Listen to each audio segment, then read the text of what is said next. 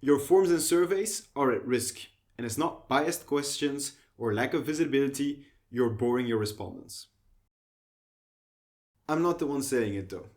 John Poulston, VP of Innovation at Kantar, did research on why people at some point in a form start answering gibberish or simply stop answering at all.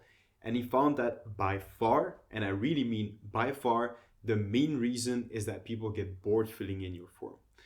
And you can't really blame them. If you look at the modern web, we get great user experience, crazy websites, but your average form still looks like this. There's no need to worry though. John also figured out a number of ways that you can make sure that your form does not bore respondents. Here are top 3 ways of doing this. The first way of entertaining your respondents is by adding imagery to your survey. So for example, John did research where he used 2 versions of the same question. The respondents were asked to recall drinking times in a specific day.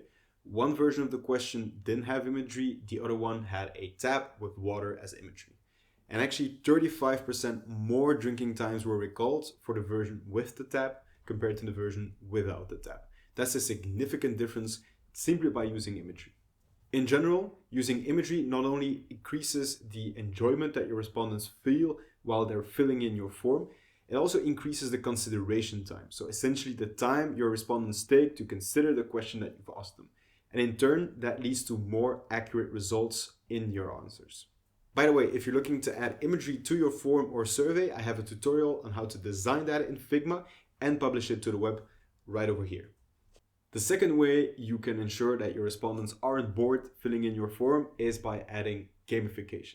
So there's multiple roads you can go down here. So for example, you get at rewards every time a respondent answers this particular question. They get a reward. That's not always feasible depending on the tool you're using, and that's not always wishful depending on the kind of form, of course.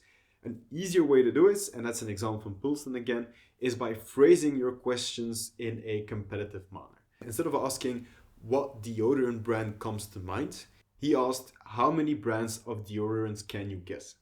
And the average response of brands for the first type of questions was 2, while he got 6 on average for the second kind of question.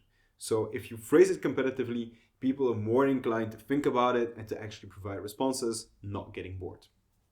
The third way is making your form feel more human or more personalized. So that can be very simple, asking you type of questions. Would you do this? What would you do in a particular situation? And it can be a bit more complex using techniques such as answer piping, where you make it feel like the survey or form has been tailored to the respondents based on previous answers that they've given. If you want to know more about answer piping, I have a tutorial about that as well.